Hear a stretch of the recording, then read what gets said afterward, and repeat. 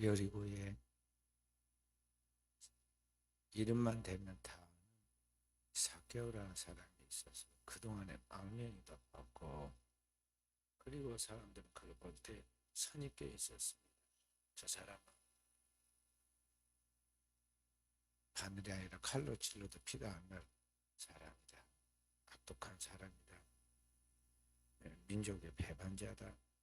매국노다.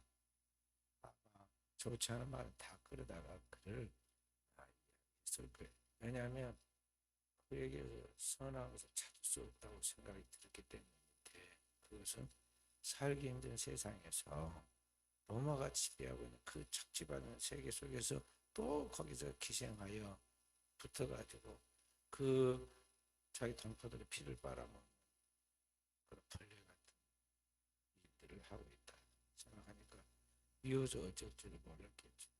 이 삭개오, 그렇지 않아도 참 마음에 안 드는데 생긴 것도 못난 거죠. 키도 작고 여기 나왔죠. 미운 사람은 미운 것만 보이거든. 못난 사람이 자꾸 못난 짓만 한다고 생각했을 거예요. 그래서 저 사람한테는 선한 것을 한 가지도 기대할 수 없을 것이 생각했는데, 어느 날 그 일이 완전히 뒤집힌 일이 생겼잖아요. 그 도시에 예수님이 방문하셨고, 많은 사람들이 예수님을 통해서 뭔가 자기에게 좋은 일이 있었으면 기대하고 자기의 그 문제를 해결받고 해서 주님께 모여듣고 그 입에서 뭔가 자신에게 위기될 말씀이 나오면 좋겠다 그렇게 생각하고 몰려들었는데, 예수님이 막상 만나러 온 사람을 알고 보니까 자기들이 가장 싫어하는 사람 삭개오였어요. 근데 삭개오를 예수님이 대우하는 걸 보니까 너무 아주 최고의 대우를 해줍니다. 예수님의 가장 오래전부터 알고 있는 친구처럼, 아주 존경하고 존중하는 친구처럼 서서 우러러보고 그를 내려오라고 기다린 다음에 그가 내려오니까, 뽕나면서 내려오니까 그의 집에 가서 친구로서, 지금까지 아무도 그 집에 가고 싶어 하지가 않고 가는 것을 크게 창피하게 생각했는데, 그런데 그 집에 주님께 가서 그 집에 하룻밤을 보내겠다고 이야기를 하게 됐죠. 그런데 뒤에서 막 수군거리든 말든 미워하든 말든 삭개오는 예수님이 자기 집에 머물겠다는 말씀을 듣을 때 앞장서 갈 뿐만 아니라 경쾌하게 즐거운 마음으로 예수님을 영접합니다. 그리고 그 밤이 지나기 전에 놀라운 일이 벌어졌는데, 자기들의 선입견과는 완전히 다른 그런 삭개오의 모습을 발견합니다. 삭개오가 예수님 앞에서 진중하게 서서 말씀을 했는데, 그 말씀은 그냥 농담을 하거나 우스갯이하거나 재밌게 말하는 게 아니라 책임져야만 하는 아주 어떻게 보면 무서운 말을 쉽게 해버렸어요.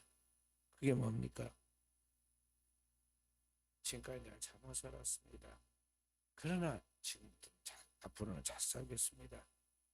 그러도록 하기 위해서 내가 두 가지를 꼭 할 것인데, 하나는 지금까지 내가 벌어놓은 모든 재산 중에 절반은 오늘 여기 가난한 사람들이 다 주겠습니다. 둘째는 나머지 재산 절반을 가지고도 내 살궁리를 하는 게 아니라 그동안에 내가 마음으로 빚지고 실제로 빚졌던 사람들, 그분들이 정확히는 모르겠지만 나는 다 아니까 장부에다 써놨으니까 그들에게 내가 토색한 것, 그러니까 빼앗은 것에 내비를 갚아서 주겠습니다. 완전히 그 도시에 예수님이 복음인데, 예수님을 믿는 삭개오가 또 복음을 퍼뜨립니다. 놀라운 복음이잖아요. 최고의 지금 기쁨이 그 도시에 나타났습니다. 어제까지의 그 삭개오에 대한 그 바라보는 눈동자가 완전히 이제 뒤집어졌어요. 삭개오처럼 이 세상에 멋있는 사람이 없어요. 지금까지는 키도 작고 못나고 악독하고 별소를 다 했는데, 이제는 그것도 다 매력의 모습으로 장점으로 바뀌었습니다. 삭개오가 오늘 우리에게 진짜 축복을 가져다 준 주인공이 되었구나. 삭개오가 있으면 이 도시에 큰 복이다, 행복이다. 그러면서 이 삭개오의 이름이 그 도시에 새롭게 울려 퍼지죠. 자, 그렇다면 이 삭개오가 어떻게 이렇게 하루아침에 변화될 수 있었느냐 하는 게 아닙니다. 로마가 군대를 몰고 와가지고 삭개오를 위협하거나 그렇게 하지면 안 된다고 이스라엘 민족 동포들이 와가지고 그를 공격하거나 공박한 것이 아닙니다. 단지 그에게 한 번 예수 그리스도가 찾아왔을 뿐입니다.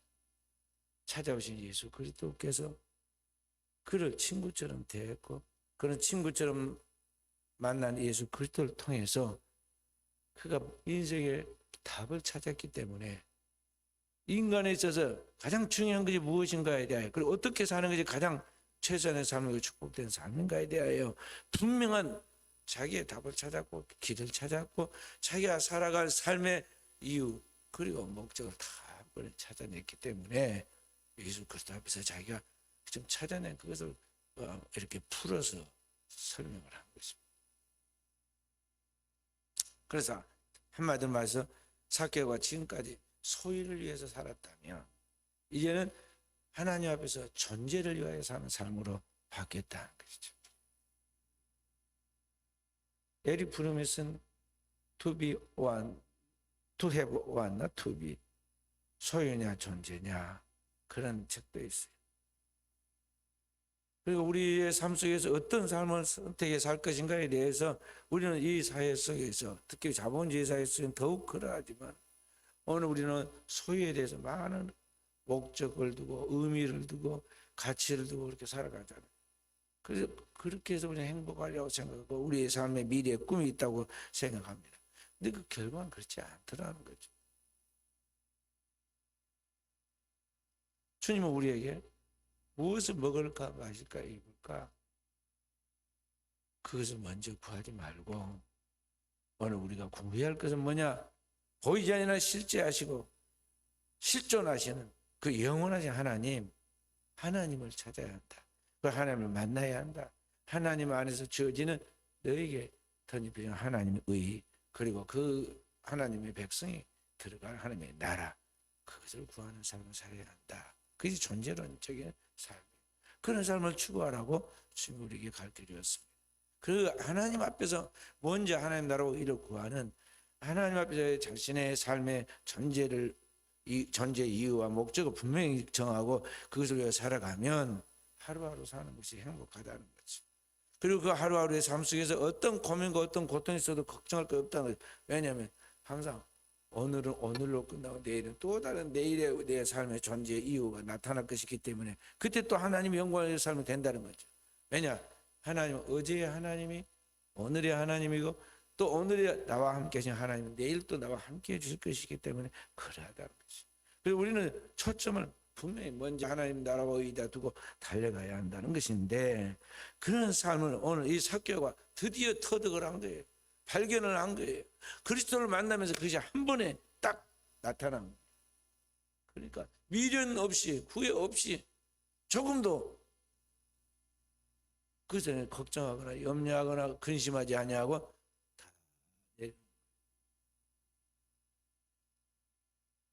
우리에게 그것이 필요해요.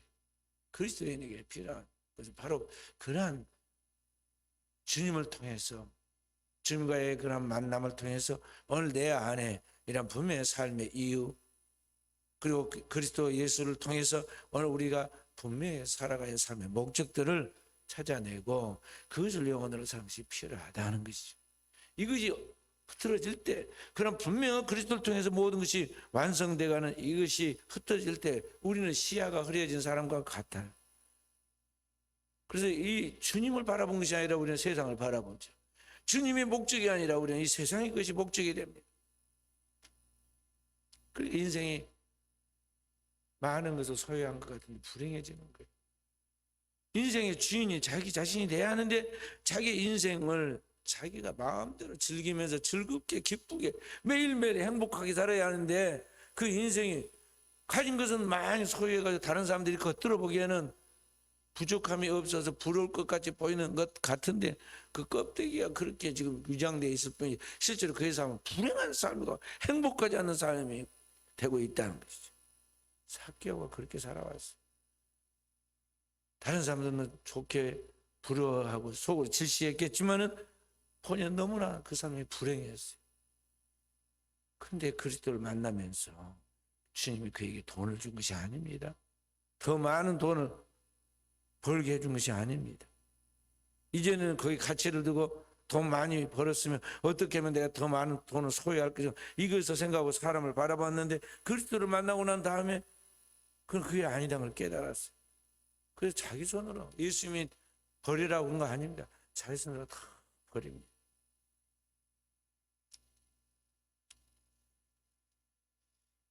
유명한 정신과 심리학자였던 칼 융이 이런 말을 했습니다. 인간이 세상에 소유할 수 있는 모든 것을 도달하면서 해결하지 못하는 인간의 한계를 느낄 때 세 가지 심리적 현상이 나타난다. 그랬어요. 첫째는 불안입니다. 그러니까 사람이 이 생에 모든 걸 다 소유했음에도 불구하고 그래도 뭔가가 해결되지 못한 인간의 한계가 있는데 그게 뭔가 그때 나타나는 현상이 있다는 거죠. 심리적 현상. 첫째가 뭐냐? 그게 불안입니다. 사람이 어떤 누군가로부터 또는 위협으로부터 공격을 받아서 불안한 것이 아니라 괜히 불안한 것입니다. 물질적인 풍요와 지기가 쌓이고 안정감같이 보이는데 불안이 더욱 폐나 가중이 됩니다. 그러니까 이게 물질적인 것이 계속 쌓이고 사회적 지위가 높아지면 그 사람은 이제 행복하고 평안해져야 할 것 같은데 이유 모를 불안이 그를 누르고 감싸고 있어서 그의 삶에 절대 행복할 수가 없게 된다는 것이죠. 두 번째 현상은 뭐냐? 억압 감정이에요. 그러니까 우리가 세상으로부터 물질을 더 많이 소유하고 명예를 얻고 지위가 주어질수록 보이지 않는 뭔가 억압된 그 감정이 우리를 짓누르고 속박해 버린다는 거예요.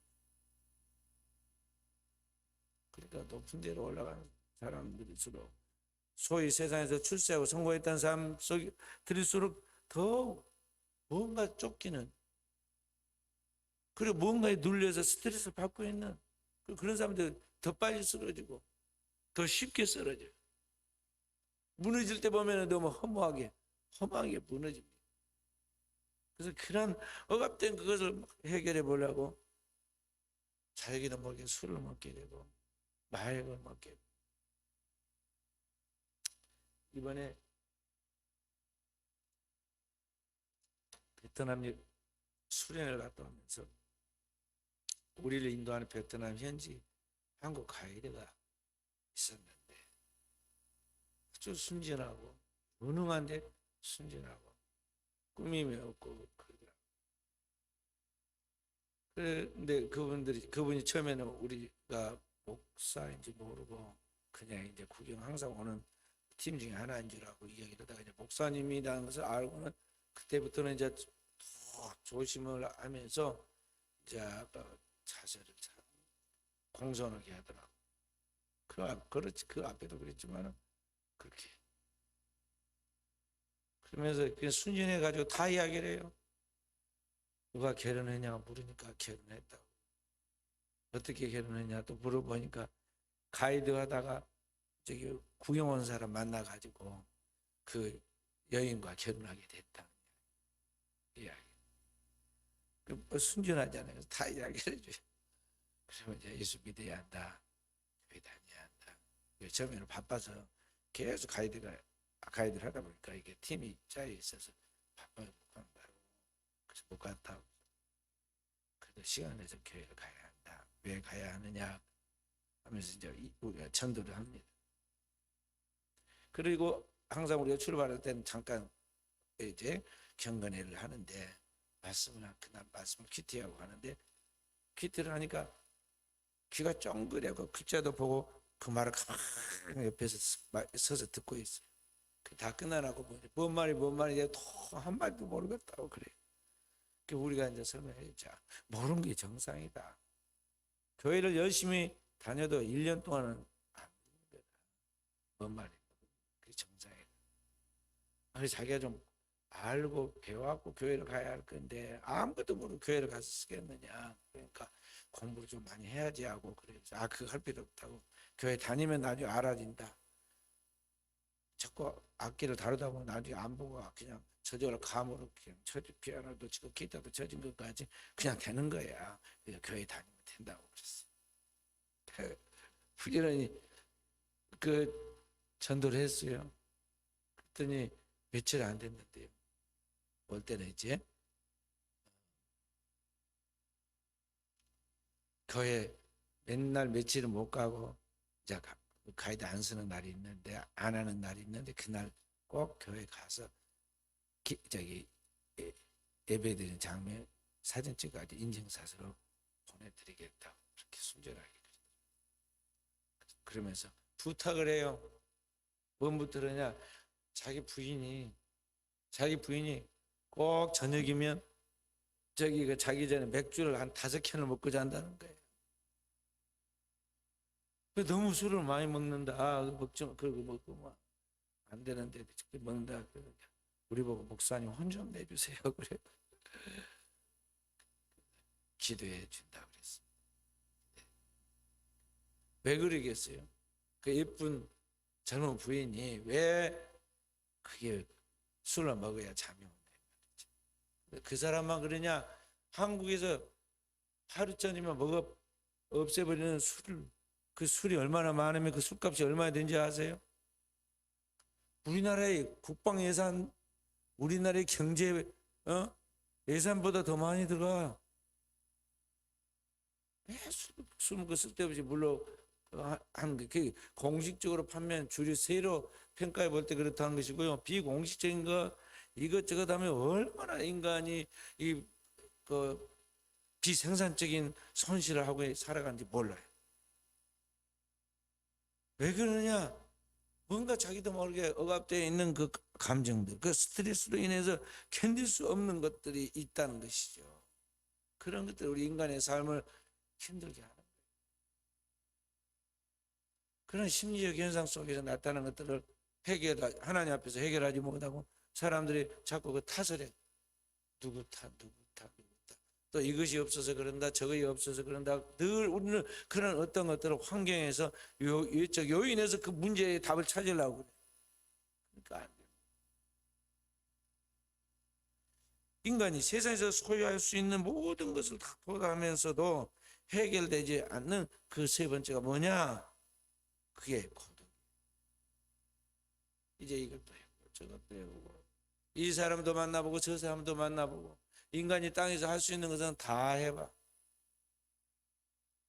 그런데 채우지 않는 문제가 있어요. 그래서 그런 것들로 인해서 인간은 여전히 나 혼자라는 거. 그리고 나 혼자 모든 것을 풀어가고 살아간다는 것에 대한 그러한 심리적 현상들이 나타나는데 그것이 뭐냐면 고독. 인간의 마지막 현상이에요. 특히 나이가 들어갈수록 노인들이 가장 힘든 게 뭐냐면 그게 고독이에요. 노인이 왜 다 살고 나서 얼마 안 살면 이제 곧 죽을 건데 자살하는가? 노인 자살률이 청소년 자살률과 맞먹어요. 왜 그런지 아세요? 고독해서 그래요. 고독해서.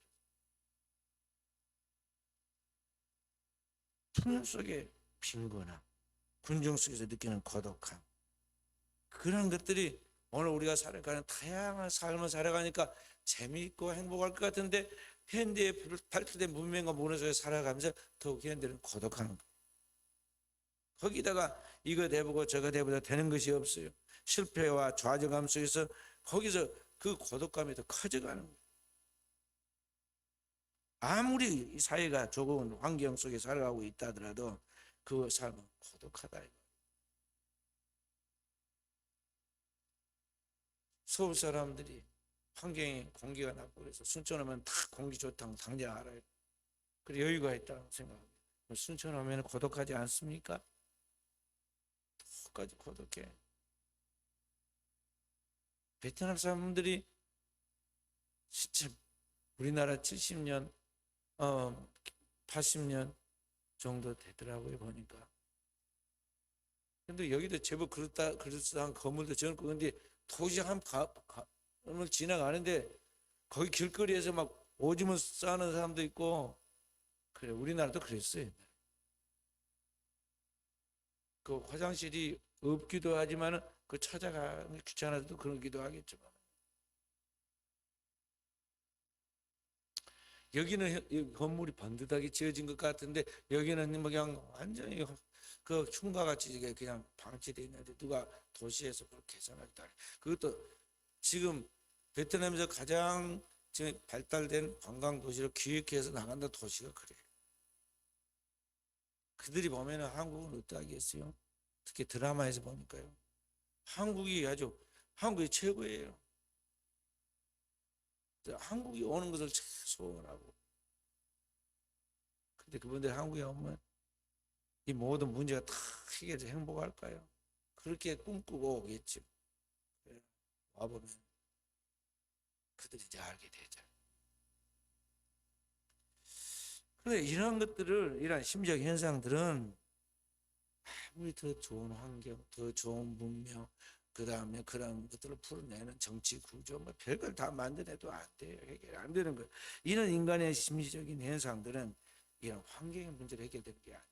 그 인간과 인간이 살아가는 세계의 모든 걸 주관하신 바로 그 하나님, 역사의 주관자이고 역사의 그 지배자이신 하나님이 그 영혼 속에, 인간 속에 만남을 주실 때, 그리고 우리 인간 속에 하나님의 뜻이 무엇인가에 대한 하나님의 뜻을 계시해서 알려주실 때, 그때만이 인간이 그 모든 문제로부터 답을 찾게 되고 인간의 삶의 의미를 찾게 되고 거기서부터 행복해지는. 특히 인간은 영적인 존재란 말이죠. 단지 흙으로 사람을 지은 흙더미가 아니에요. 동물과 같이 그냥 본능으로 살아가는 존재가 아니다는 거죠. 인간은 그 인간을 지은 인간, 하나님 형상으로 지은 인간 속에 하나님의 영을 불어넣어 주었어요. 하나님을 닮은 인간의 영혼을 집어넣어 줬는데, 그 인간의 영혼을 집어넣고 그 영혼 속에 하나님의 생기를 불어넣어서 오늘 인간이 하나님 앞에서 인간의 어떤 영과 혼이 부딪히면서 나타나는 인간됨에 대한 자기의 의식, 자의식이 생기게 돼요. 그러니까 인간 속에 인간의 영혼이 있고 그 영혼의 동공 안에 하나님의 생명을 불어넣어 주어서 인간이 드디어 사람으로서의 하나님과 같이 생각하고 판단하고 말할 수 있는 그런 기능들이 주어지는데, 이걸 보고 뭐라고 하냐면 혼이라고 그래요. 성경에는 뭐라고 하냐면은 생명이 된지라, 영어로는 living soul이라고 했어요. 살아있는 혼이라. 살아있는 혼을 가진 존재가 되었어요. 그래서 이제 이 영과 혼과 이게 다 조화를 일으키면서 인간이 인간답게 살아가도록 되어져 있는데, 이게 하나님과 관계가 단절되고 죄로 말미암아 이 인간 속에 있는 하나님이 주신 그 기능들이 딱 깨지기 시작하니까 인간이 하나님과 같이 살아가는 모든 것들이 망가지기 시작했단 말이에요. 그래서 하나님의 생명이 인간의 영혼을 통해서 우리의 의식으로 그리고 우리의 삶으로 다 나타나는데, 이게 제대로 돌아가지는 않아요. 물이 흐르듯이 흘러야 하는데 흐르지를 않아요. 그래서 인간의 삶이 혼돈하게 되고 어두워지게 되고 여기에서부터 잘못된 파생이 흘러나오게 되는데, 그게 이 땅에 있는 죄악들이에요. 그리고 수많은 그 죄악의 현상들인 사건 사고들이 벌어지게 되었다, 이런. 그렇기 때문에 바로 이런 모든 문제를 세상의 정치가, 경제가, 어떤 학문이, 어떤 과학과 의학이 해결될 수 있는 것이 아니야. 그것은 다 부분적인 어떤 물리적인 해결의 방법이지 근본적 해결이 안 된다는 거죠. 그 문제 해결은 어디서 오느냐? 바로 인간을 창조하고 이 우주 삼라만상을 창조 하나님만이 그 모든 것을 치유할 수 있는데, 바로 그 하나님이신 예수 그리스도를 만날 때 인간은 그런 모든 문제의 근본적 해결을 갖게 된다는 것입니다. 그래서 삭개오가 예수 그리스도를 만날 때 한 번에 해결이 된 거예요. 딱 만나니까 아는 거예요. 그 삶의 가장 힘든 정점에 서서 이 사람 저 사람 만고풍상을 겪고 수많은 일을 경험하면서 답을 찾지 못했는데, 갈릴리 나사렛에서부터 오신 예수 그리스도에 대한 소문은 들었지만은 아직 만나보지 못했어요. 그래서 그분을 딱 만나는 순간, 이분이야말로 하나님께서 보내 하나님의 아들이시고 우리의 구원을 위해 하나님 보내시다 약속하신 그 메시아이시구나 금방 알게 돼요. 자기가 체험한 거예요. 그 그리스도 예수를 만났을 때 마치 거울로 비치듯이, 마치 등불을 켜가지고 환하게 모든 게 보이듯이 모든 게 다 보이는 거예요. 아, 내가 부질이 없는 거죠. 헛된 거죠. 인생과 시간과 정력을 너무 많이 낭비하면서 보냈구나. 놓아버려야지. 그리고 나도 길과 진리와 생명의 저분을 따라가야지.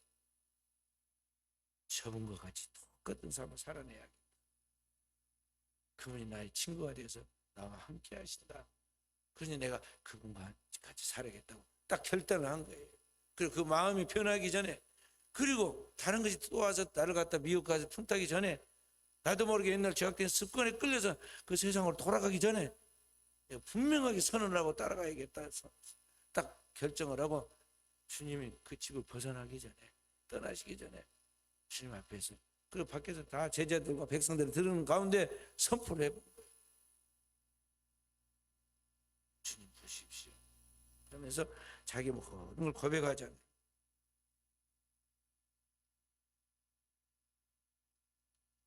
삭개오가 서서 주께 여쭤요. 주여 보시옵소서. 내 소유의 절반은 가난한 자들에게 주겠사오니 남에게 토시하는 것이 있다면 4배나 갚겠습니다. 그거 할 수 있는 가장 깨끗한 방법, 최선의 방법으로 자신의 삶을 내려놓는.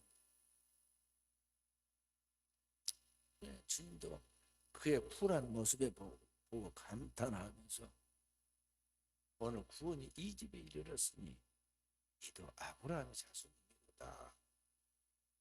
하나님의 구원이 천국에 가까웠느니라 그랬잖아요. 근데 그 하나님의 구원이 예수 그리스도가 있는 그 자리에서 그가 응답했잖아요. 구원이 이 집에 이르렀다. 확실한 구원이 이르렀다. 그리고 그가 사람들은 절대 사람 못 될 것이라고 말하고 종자가 다르다고 그러고 마귀의 앞잡이다고 분명히 그랬을 것인데, 그분이 말씀해 아브라함의 자손입니다. 아브라함의 자손이기 때문에 영어 성경에 보면 뭐라 쓰냐면 because, 그래서 아브라함의 자손이기 때문이다. 이렇게 확실하게 회개하고 회개 합당한 열매를 맺고 깨끗한 삶을 살아갈 수 있다는 건 뭐냐? 거듭나 이렇게 살아갈 수 있다는 건, 그러니까 본래 하나님의 자손으로서 아브라함의 자손이었고 지금도 아브라함의 자손됨을 확인하고 있는 것이기 때문이다. 그렇게 이야기합니다.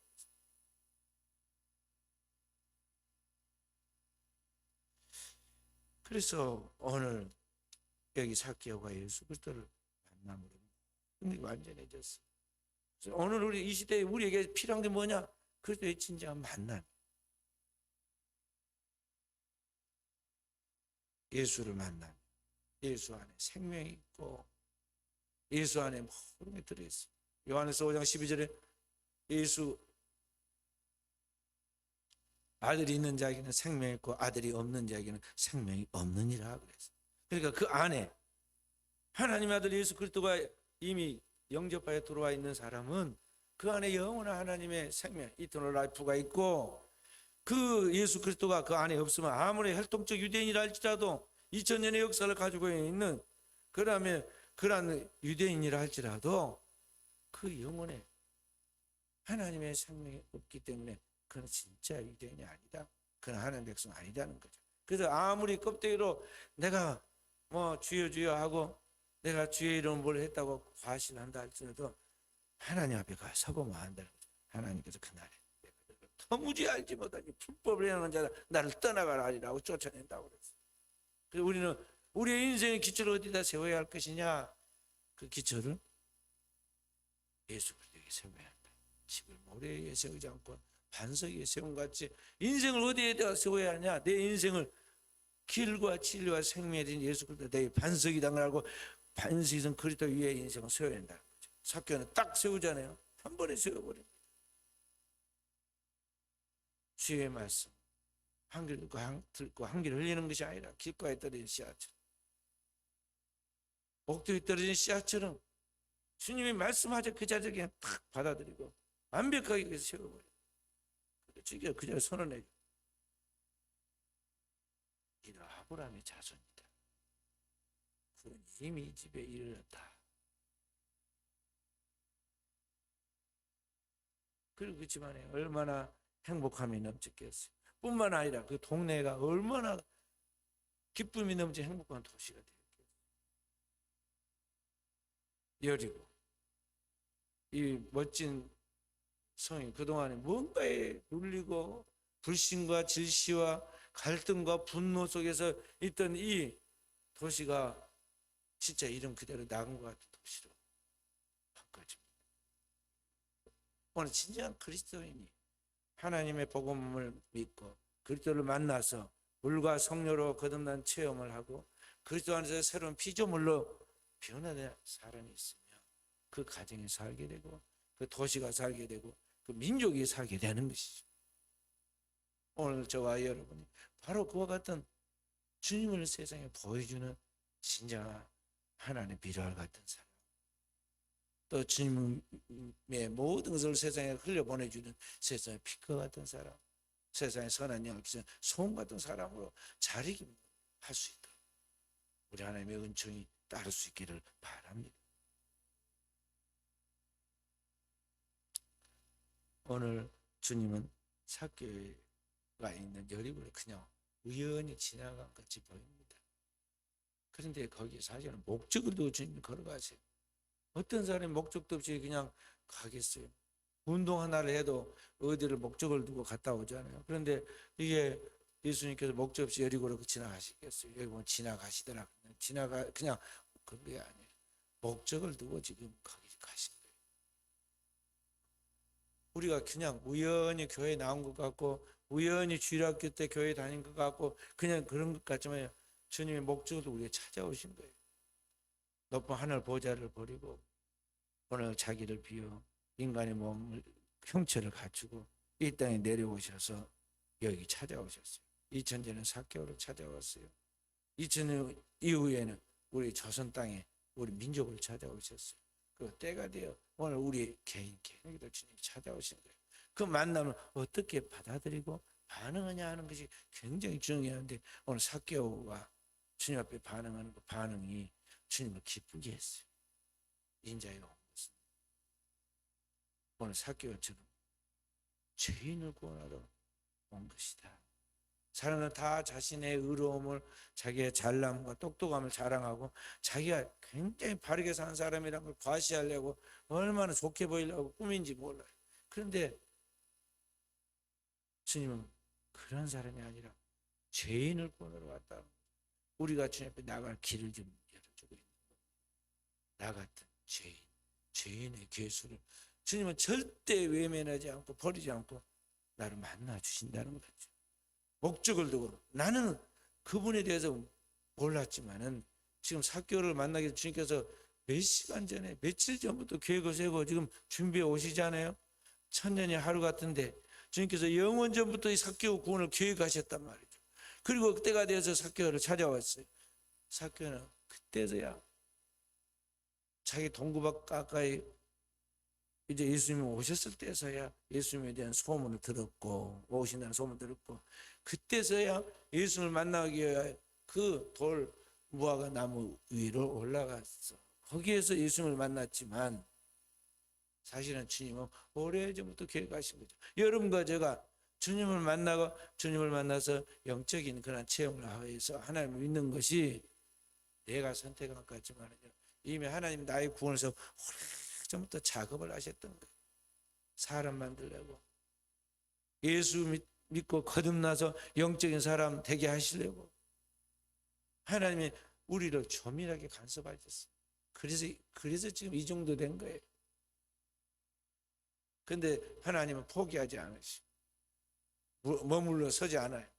뒤로 물러서지 않는다고 끝까지 우리를 완성시키실 거예요. 그렇기 때문에 그 앞에 우리가 삭개오 지금 응답해야 돼요. 삭개오가 주님을 찾았을 때 그 삭개오가 주님을 갈망했을 때 사모하는 영혼을 만족하고 줄인 영혼을 좋은 것을 채우신 그 하나님께서 삭개오에게 놀라운 구원의 축복을 주시잖아요. 주님은 성경 우리 이렇게 말해서 일을 행하는 여호와 그 일을 지어 성취하는 여호와 만군의 여호와가 내게 말하노라 너는 내게 부르짖어라 내가 내게 응답했고 내가 알지만 그 비밀한 일 내게 보이라 그랬어요. 그러니까 여러분과 제가 그 주님 앞에서 그분이 나라의 구원을 위하여 시작했으니까 반드시 그것을 완성하실 줄 믿고 세상을 봐도 실망하고 내가 내 자신을 봐도 실망할 것뿐이지만 그 주님을 믿고 나를 책임지실 그분, 성취하실 그 주님을 믿고 우리는 뭐 해야 한다? 삭개와 주님을 찾았듯이 우리가 부르짖어야 돼. 구하고 찾고 두드리라는 거죠. 그러면 결과는 주님이 책임을 져주신다. 가장 좋은 최상의 응답으로 우리를 축복하신다는 말. 오늘 또 여러분과 제 그 기도가 중단이 없기를 바라고 그 불이 있는 기도를 통해서 우리에게 응답하신 하나님을 우리가 모든 사람들에게 증거하여서 방황하는 영혼들이, 상처 입은 영혼들이, 길을 찾지 못하는 영혼들이 오늘 또 우리를 통해서 예수 그리스도를 소개받고 우리를 통해서 예수 그리스도를 만나고 우리를 통해서 그 하나님의 구원의 은총을 누리게 되므로 오늘 여러분과 제 이름에 하나님의 생명체에 그 이름이 기록되고 잘했다고 칭찬받는 역사가